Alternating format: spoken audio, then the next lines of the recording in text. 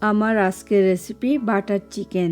আর আজকে আমি এটা কিন্তু একদম রেস্টুরেন্টের স্টাইলে বানিয়ে দেখাবো, এবং এটা কোন পদ্ধতিতে বানালে রেস্টুরেন্টের বাটার চিকেনের মতো অরিজিনাল স্বাদটা আনতে পারবেন, তার জন্য থাকবে কিন্তু অনেক টিপস অ্যান্ড ট্রিক্স। ফ্রেন্ডস, আমি মৌসুমি, আর আপনারা দেখছেন আমার cooking channel Mousumi's cuisine in USA. আশা করি আমার আজকের রেসিপিটা আপনারা লাইক করবেন। So please stay tune. Butter চিকেনটা বানানোর জন্যে আমি এখানে 1.5 কেজি মতো বোনলেস চিকেনকে এভাবে ছোট কিউব করে কেটে নিয়েছি।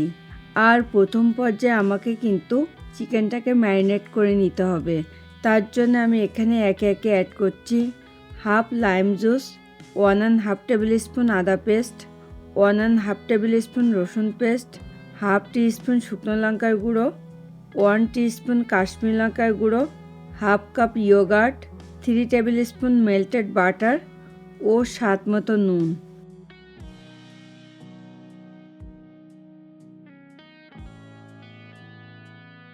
এখন আমি সব কিছুকে খুব ভালো করে চিকেনের গায়ে মাখিয়ে নিচ্ছি। যেহেতু আজকে আমি বাটার চিকেন বানাচ্ছি, তাই অবভিয়াসলি এখানে কিন্তু বাটারের পরিমাণটা একটু বেশি অ্যাড করতে হবে। আর আমি কিন্তু এখানে আনসল্টেড বাটারটা অ্যাড করেছি, তাতে করে কিন্তু সল্টটাকে অ্যাডজাস্ট করতে খুব সুবিধে হবে। এই পর্যায়ে সব কিছুকে কিন্তু আমার মাখিয়ে নেওয়া কমপ্লিট। এখন আমি এটাকে একটা প্লাস্টিক র্যাপ পেপার দিয়ে একটু টাইট করে র্যাপ করে নিচ্ছি। এটাকে কিন্তু আমার র্যাপ করে নেওয়া কমপ্লিট। এখন আমি এটাকে ম্যারিনেট হওয়ার জন্যে নর্মাল ফ্রিজে 30 মিনিটের জন্য রেখে দেব। চিকেনটা ম্যারিনেট হতে আরও কিছুটা টাইম লাগবে, তাই আমি এরই ফাঁকে বাটার চিকেনের সস বা গ্রেভিটাকে রেডি করে নেব। তার জন্য আমি একটা প্যানে অ্যাড করছি 3 টেবিল স্পুন আনসল্টেড বাটার। এখন আমি এটাকে নাড়তে থাকবো যতক্ষণ না বাটারটা খুব ভালো করে মেল্ট হচ্ছে। দেখুন, বাটারটা কিন্তু খুব ভালো করে মেল্ট হয়ে গেছে।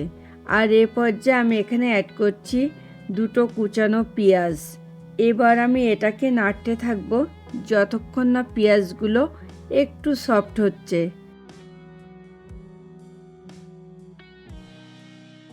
পেঁয়াজগুলো ফ্রাইয়ের মাঝপথে আমি এখানে অ্যাড করছি 2 ইঞ্চি মতো কুচানো আদা ও 8 কোয়া কুচানো রসুন।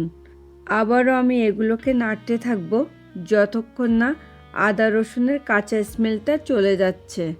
আবারও আমি এগুলো ফ্রাইয়ের মাঝপথে এখানে অ্যাড করছি স্লাইস করে কাটা 2 টমেটো, 12টা কাজু বাদাম, 1.5 টিস্পুন ধনে গুঁড়ো, 2 টেবিল স্পুন কাশ্মীরি লঙ্কার গুঁড়ো ও স্বাদ মতো নুন।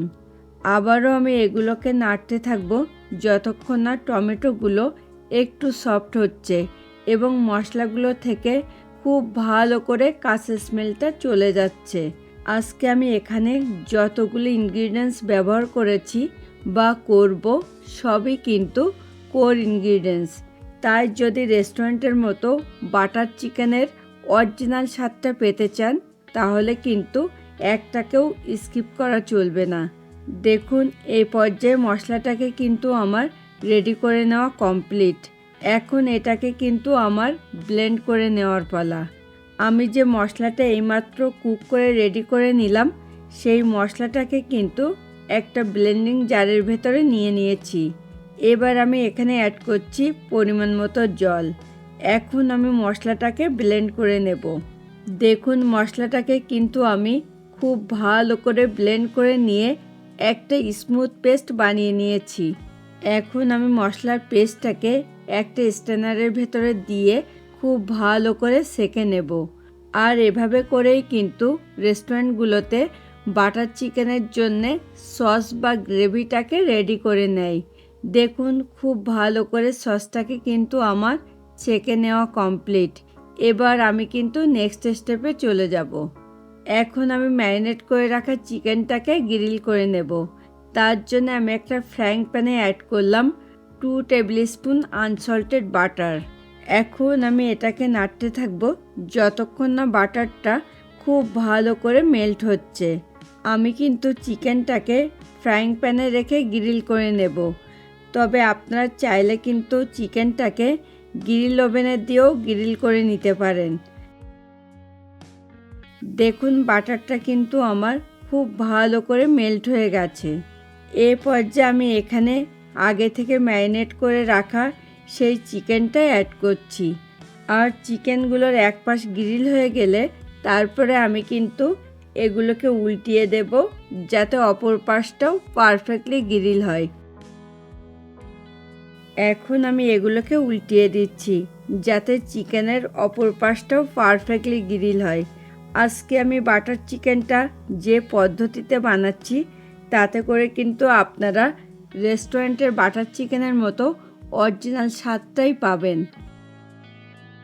দেখুন চিকেনটাকে কিন্তু আমার গ্রিল করে নেওয়া কমপ্লিট। এখন আমি এগুলোকে অন্য পাত্রে তুলে নিচ্ছি। এখন আমি একটা প্যানে 2 tablespoon unsalted butter add করে নাড়তে থাকবো যতক্ষণ না বাটারটা খুব ভালো করে মেল্ট হচ্ছে। বাটারটা কিন্তু মেল্ট হয়ে গেছে। আর এ পর্যায়ে আমি 1 টিস্পুন মতো গোটা জিরে অ্যাড করে নাড়তে থাকবো যতক্ষণ না ফোড়নটা দিয়ে খুব সুন্দর একটা স্মেল বেরোচ্ছে। ফোড়নটা থেকে কিন্তু অলরেডি খুব সুন্দর একটা স্মেল চলে এসেছে। আর এই পর্যায়ে আমি এখানে অ্যাড করছি আগে থেকে রেডি করে রাখা সেই সস ও সামান্য পরিমাণ জল। এখন আমি সব কিছুকে খুব ভালো করে মিশিয়ে নিচ্ছি। আর এই বাটার চিকেনটা কিন্তু একটু গ্রেভি বেস হয়, তাই আমি গ্রেভির পরিমাণটা কিন্তু একটু বেশিই রাখবো। এ পর্যায়ে আমি এটাকে ঢেকে রেখে দেব যতক্ষণ না গ্রেভিটা একটু ফুটে উঠছে। দেখুন গ্রেভিটা কিন্তু ফুটে উঠেছে। আর এ পর্যায়ে আমি এখানে অ্যাড করছি আগে থেকে গ্রিল করে রাখা সেই চিকেনগুলো। আর আমার আজকের এই রেসিপিটা আপনাদের ভালো লাগলে কিন্তু প্লিজ ভিডিওটাতে একটা লাইক করে দেবেন এবং কমেন্ট করে কিন্তু প্লিজ আপনাদের মতামত জানাতে অবশ্যই ভুলবেন না। এই পর্যায়ে আমি এখানে অ্যাড করছি মেজারমেন্ট কাপের 1 কাপ পরিমাণ ফ্রেশ ক্রিম। এখন আমি সব কিছুকে খুব ভালো করে মিশিয়ে নিচ্ছি। আরেকটা কথা, আপনারা যদি রেস্টুরেন্টের বাটার চিকেনের অরিজিনাল স্বাদটা পেতে চান তাহলে কিন্তু এই রেসিপিতে কোনো প্রকার তেল বা ঘি ব্যবহার করা চলবে না। এই পর্যায়ে আমি এটাকে ঢেকে রেখে দেব 10 মিনিট মতো। এখন আমি এটাকে একটু নাড়াচাড়া করে দিচ্ছি। এরপরে আমি এখানে 1/2 টিস্পুন গরম মশলার গুঁড়ো অ্যাড করে এটার সঙ্গে খুব ভালো করে মিশিয়ে নিচ্ছি। বাটার চিকেনের টেস্টটাকে বাড়ানোর জন্যে এ পর্যায়ে আমি 2 টেবিল স্পুন মতো আনসল্টেড বাটার অ্যাড করে ওভেনটা অফ করে দিয়ে এটাকে স্ট্যান্ডিং টাইমে 5 মিনিট মতো ঢেকে রেখে দেব। আর দেখলেন তো আমি কিন্তু সম্পূর্ণ রান্নাটা বাটার দিয়েই করেছি।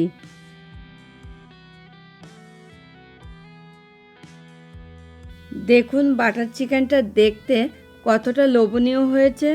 আর তাছাড়া এটা কিন্তু এখন আমার পরিবেশনের জন্য একদম রেডি টু গো।